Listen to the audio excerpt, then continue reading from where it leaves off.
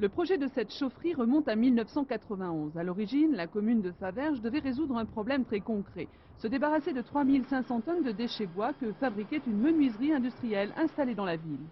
L'entreprise, malheureusement, a fermé, mais on s'est aperçu donc, dans l'étude qui avait été réalisée que les déchets bois étaient très importants dans notre région.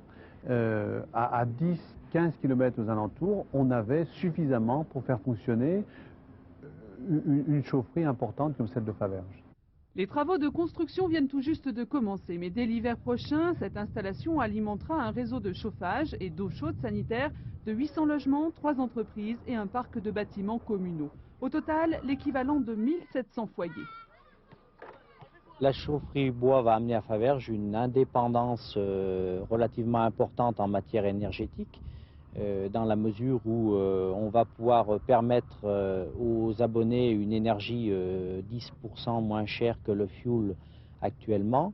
Également donc une substitution de 1700 tonnes équivalent pétrole par de l'énergie bois, et puis un environnement pour notre commune plus intéressant. La chaufferie de Faverges est capable d'éliminer plus de 5000 tonnes de déchets bois par an. Un combustible fourni par les déchetteries de la région, les industries locales, les forestiers et les scieries. Tout ce bois, jusque-là brûlé dans les cours ou transporté à grands frais dans les décharges lyonnaises, sera ainsi valorisé.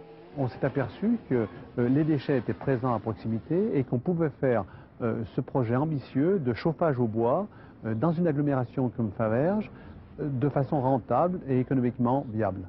Il est clair qu'au niveau national, il n'y a pas de volonté politique pour le développement du bois énergie.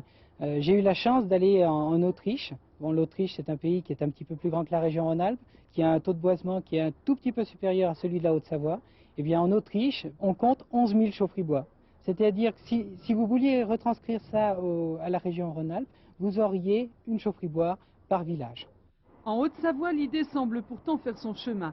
L'Association pour le développement des énergies renouvelables étudie déjà plusieurs projets dans d'autres communes du département.